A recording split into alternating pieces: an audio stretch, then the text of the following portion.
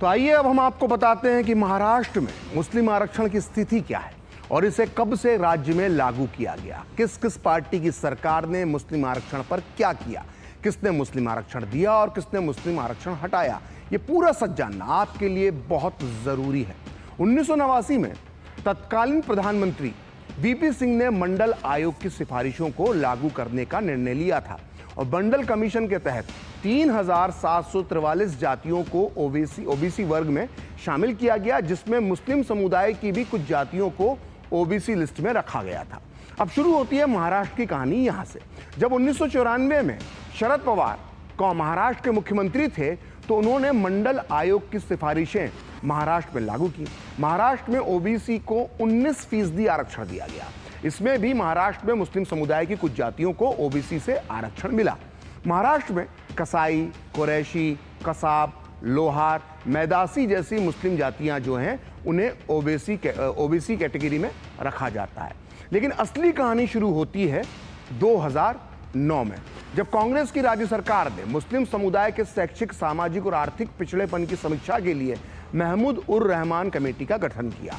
2013 में इस कमेटी ने मुसलमानों के लिए 8% आरक्षण की सिफारिश की थी। 2014 के महाराष्ट्र विधानसभा चुनावों से ठीक पहले कांग्रेस ने, राज्य सरकार जो कांग्रेस की थी, उसने 9 जुलाई 2014 को मुस्लिम समुदाय को शिक्षा और नौकरियों में 5% आरक्षण देने के लिए एक अध्यादेश पारित किया। इसके बाद चुनाव हुए और बीजेपी और शिवसेना की सरकार बन गई। कांग्रेस सरकार से आउट हो गई।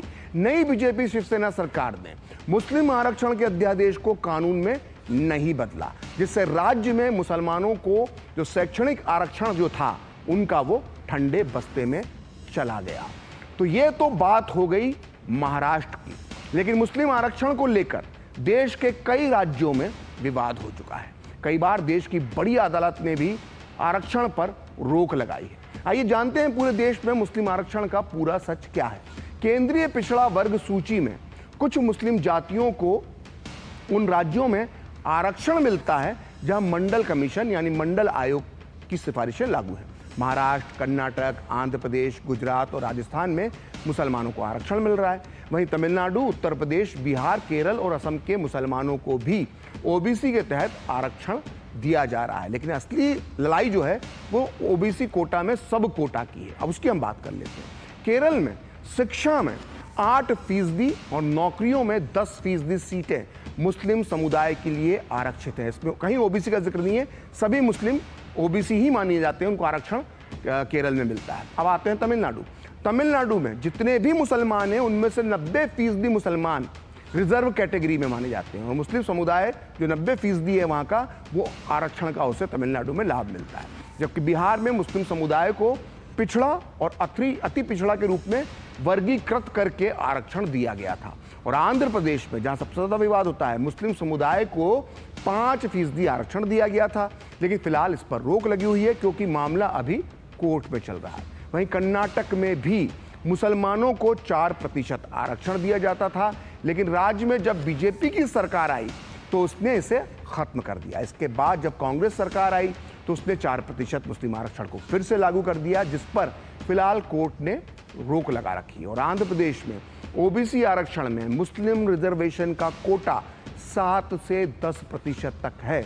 वहीं तमिलनाडु में मुसलमानों को 3.5% आरक्षण दिया जाता है। पश्चिम बंगाल, जहां ओबीसी की 2 कैटेगरी बना रखी है, ए और बी। दरअसल ए कैटेगरी के अंदर अति पिछड़ा वर्ग में 81 जातियां हैं कुल। इनमें से अकेले 73 जातियां मुस्लिम हैं, जबकि मात्र 8 जातियां ही हिंदू हैं। वहीं ओबीसी की बी कैटेगरी में 98 जातियों में से 45 जातियां मुसलमानों की हैं। पश्चिम बंगाल में इस तरह कुल 179 ओबीसी जातियां हैं, जिनमें से 118 जातियां मुसलमानों की हैं। ममता बनर्जी की सरकार ने समय समय पर मुस्लिमों की कई जातियों को ओबीसी में जोड़ा है। तो कांग्रेस पार्टी का मुस्लिम आरक्षण पर स्टैंड शुरू से ही शक के घेरे में रहा है। जहां कांग्रेस पार्टी के नेता समय समय पर खुलकर मुस्लिम आरक्षण की वकालत करते नजर आते हैं, वहीं उनकी नीतियां भी हमेशा से ही मुस्लिम आरक्षण के पक्ष में दिखाई पड़ती हैं। और इसी के मद्देनजर कांग्रेस की कई राज्य सरकारों ने मुस्लिम आरक्षण को या तो लागू करने की कोशिश की या बरकरार रखा।